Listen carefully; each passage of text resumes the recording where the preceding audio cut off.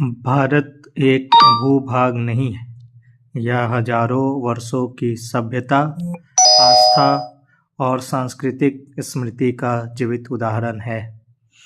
लेकिन इसी भूमि पर एक ऐसा अध्याय भी लिखा गया जिसे लंबे समय तक या तो दबाया गया या चुनिंदा शब्दों में छिपा दिया गया। मध्यकालीन भारत, विशेषकर 12वीं से 18वीं शताब्दी के बीच, हजारों हिंदू मंदिरों को योजनाबद्ध तरीके से नष्ट किया गया।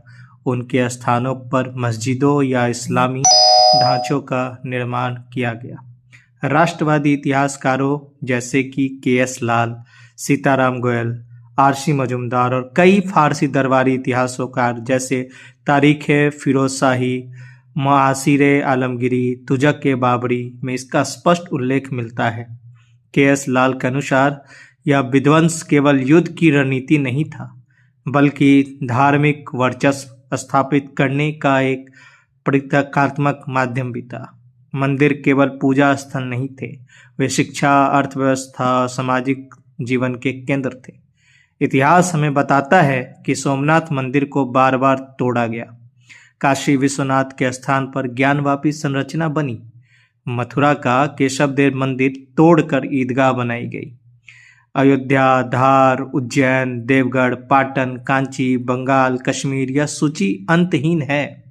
राष्ट्रवादी और कुछ पश्चिमी विद्वानों के अनुमान के अनुसार करीब 30,000 से 40,000 मंदिरों को नष्ट या अपवित्र किया गया।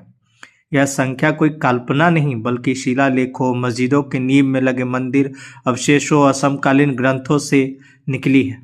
फिर भी आधुनिक इतिहास लेखन में इस विषय को अक्सर राजनीतिक संघर्ष, सामान्य युद्ध या अतिशयोक्ति कहकर टाल दिया गया।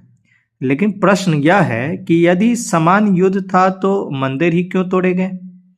यदि यह सत्ता की लड़ाई थी तो धार्मिक प्रतीकों को क्यों नष्ट किया गया?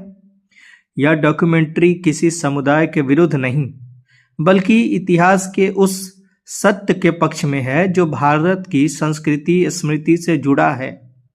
इतिहास को याद करना नफरत नहीं फैलाता, इतिहास को छिपाना आने वाली पीढ़ियों को अंधकार में रखता है।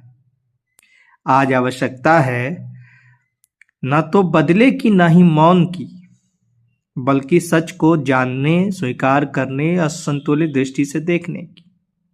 क्योंकि जो सभ्यता अपना इतिहास भूल जाती है, वह अपना भविष्य भी खो देती है।